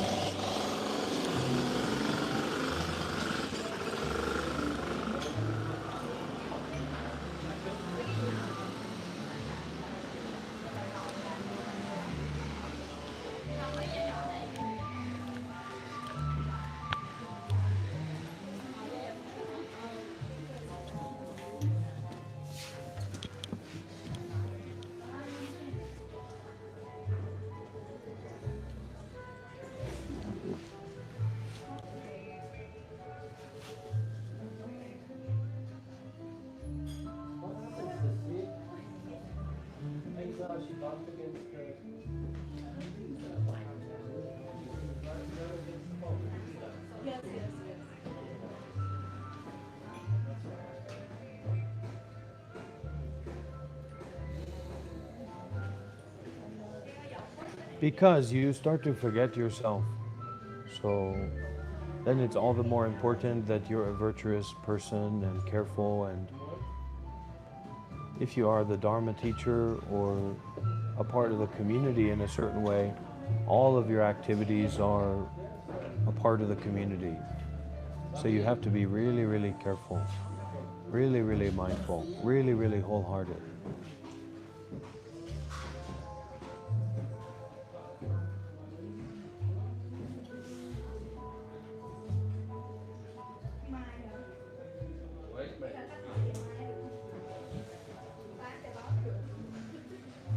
That's why we do confession.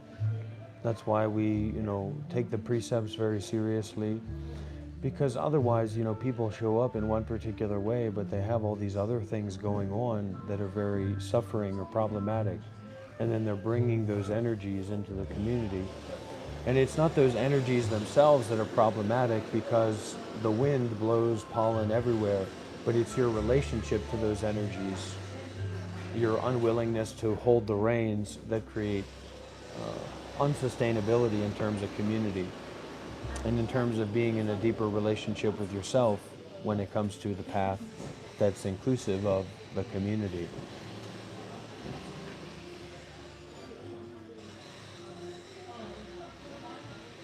So there's even a book for children called Everybody Poops.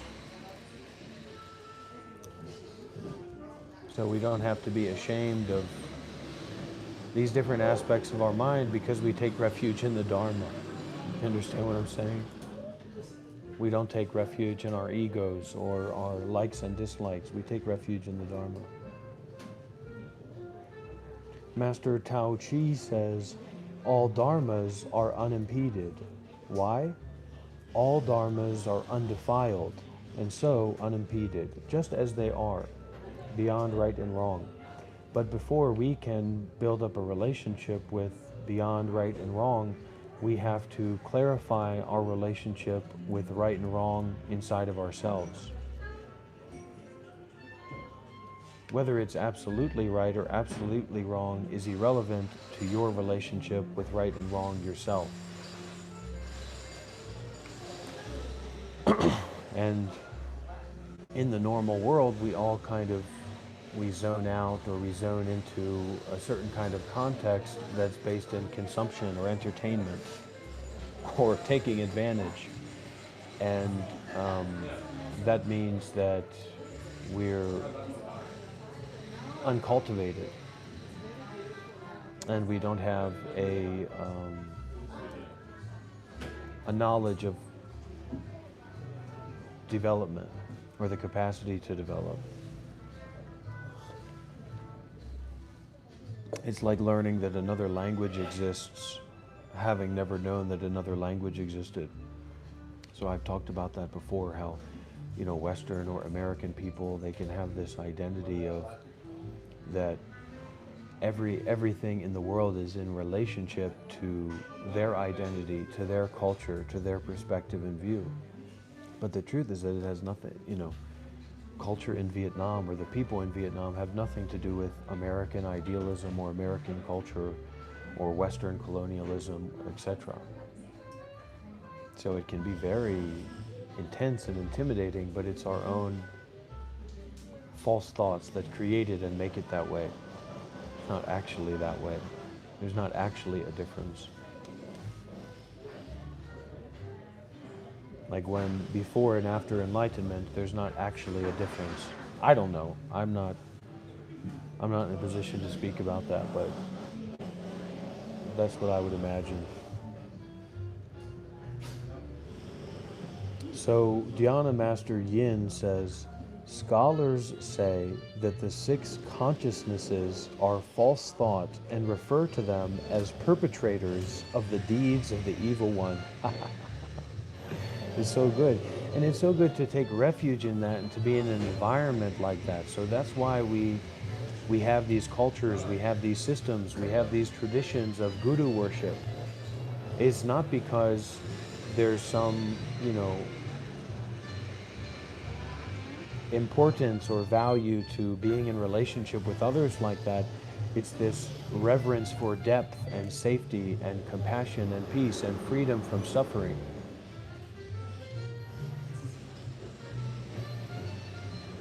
So that's why you have these teachings on Guru. I've been thinking about this, these teachings on Guru Yoga and Tibetan Buddhism. That's only relevant as far as that person has deep insight and is deeply on the way and embodying the way.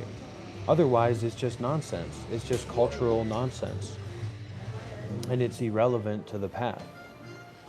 So my position is that it's more important to emphasize that than it is the contrivance and the ritual and the tradition of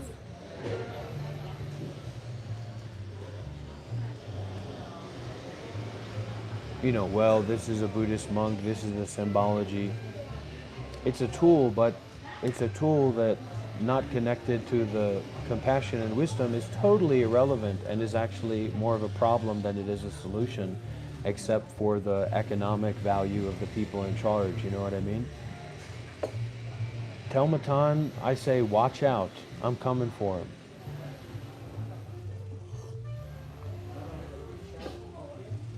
And I'm worried about him.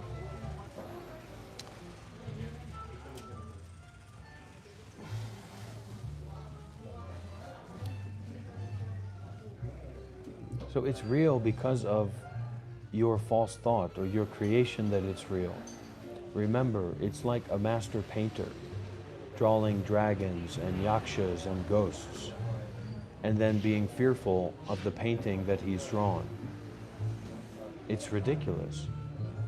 It's imaginary, it's illusory, and it's totally conditionally dependent or dependently co-arising with everything else.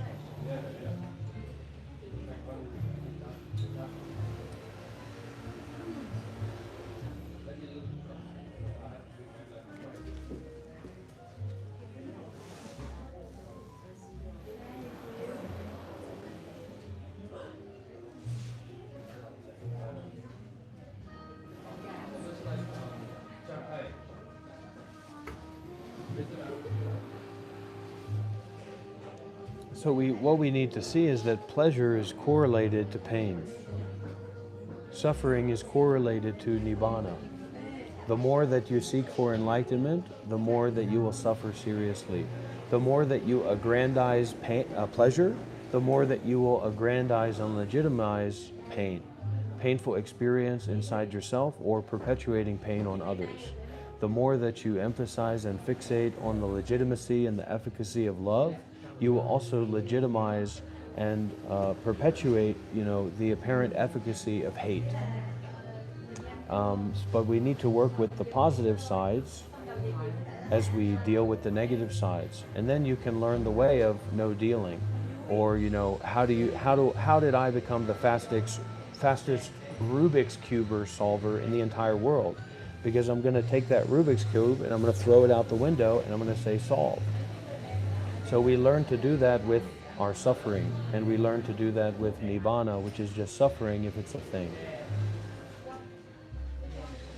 And then our realization is embodied. It's got nothing to do with teaching about this, teaching about that. Those people are just losers.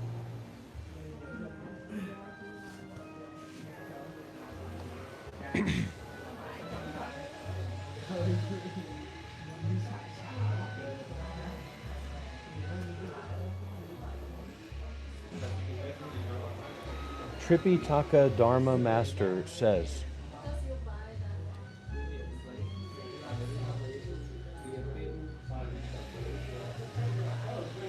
when the unreal seems to arise, there is in reality no arising. This is the Dharma of the Buddhist fold. From forgetting, grasping, and rejecting, down to the point of thusness and sameness and entrance into the Bodhisattva mind, it is all identical to the Dharma nature. However, the deluded person says that the six consciousnesses create the defilements. Tripitaka Dharma Master asks, what do your six consciousnesses rely upon to arise? The deluded one answers, they arise from void illusion. Tripitaka Dharma Master says, in empty illusion there are no dharmas. How are the defilements created? The deluded one answers, although all dharmas are void, when conditions assemble, dharmas come into existence. The one who knows this attains sagehood, but the one who is deluded about it is an idiot. Because he is idiotic, he undergoes suffering. How can you discuss a nihilistic voidness that eliminates all dharmas? It's ridiculous. So it's a lack of actualization of the impossibility principle. You exert effort to get to the Buddha stage, and yet you say that the six consciousnesses are characterized by the defilements. If through effort you were to arrive at the Buddha stage, the six consciousnesses would be the locus wherein you would attain the path. The sutra says, without entering the great sea of the defilements, you will not get the priceless pearl. Furthermore, the class of sentient beings is the Buddha lands of the Bodhisattvas. These sutra passages verify that these six consciousnesses are the locus of the ultimate fruit. But the deluded all day long create deluded interpretations and fail to recognize that delusion is delusionless. Speaking from the point of view of the truth of the path, there is neither understanding nor delusion. What is there to be distressed about? So we aggrandize and we legitimize violence. And then authority is based on our capacity to cause harm rather than our willingness to help.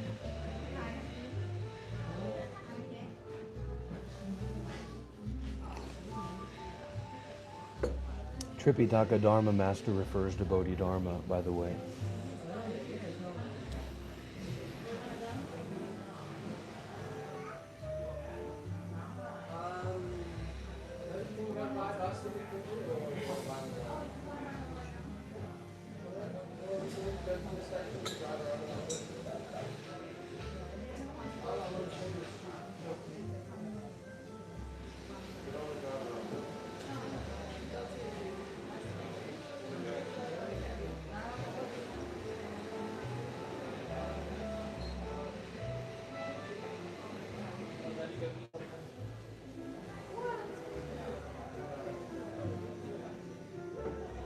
And so in a society where we do not even have the idea or the notion of Dharma masters or the Dharma,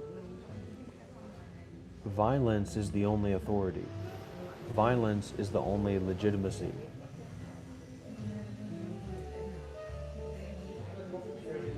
Violence or hedonism, like fentanyl. But we say, oh, well, we're going to be balanced about it. So, community based on Dharma reveals the way of non-violence that doesn't depend on violence. So this is the wisdom and compassion non-violence. That's not scriptural, it's not contextual, it's not reliant upon things, not reliant upon identities. The right that is not reliant upon wrong.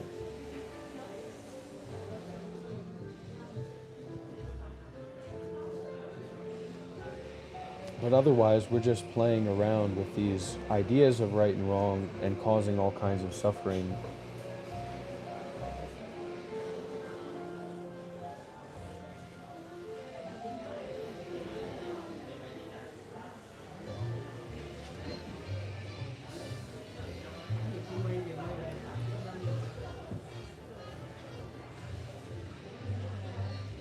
So we don't define each other by the shit that we have in our colon, but rather we define each other by our capacity to hold our shit in.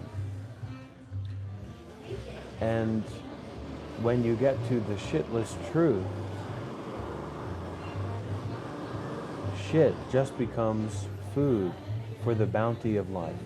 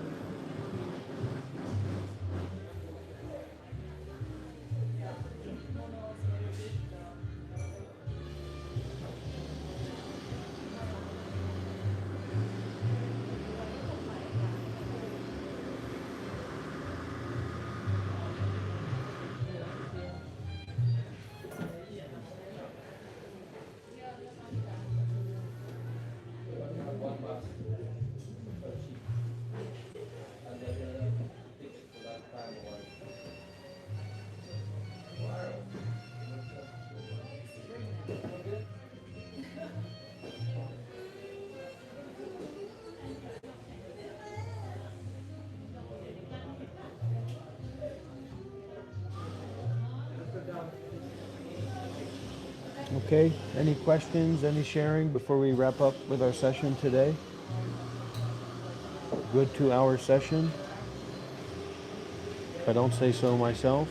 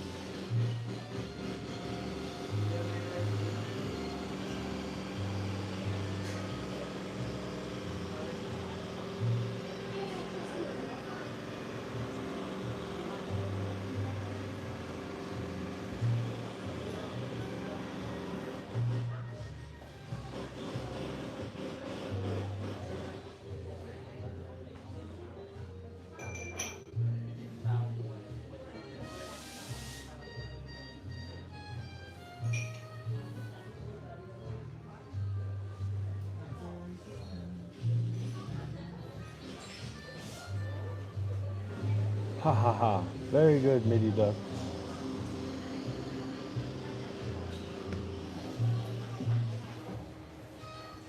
Very good.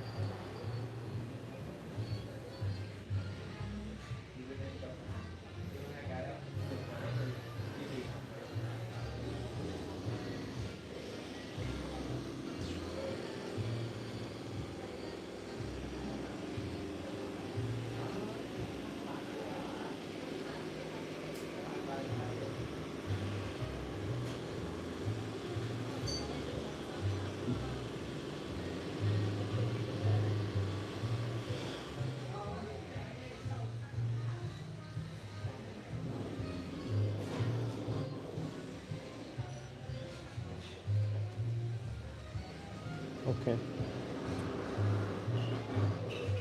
Take care.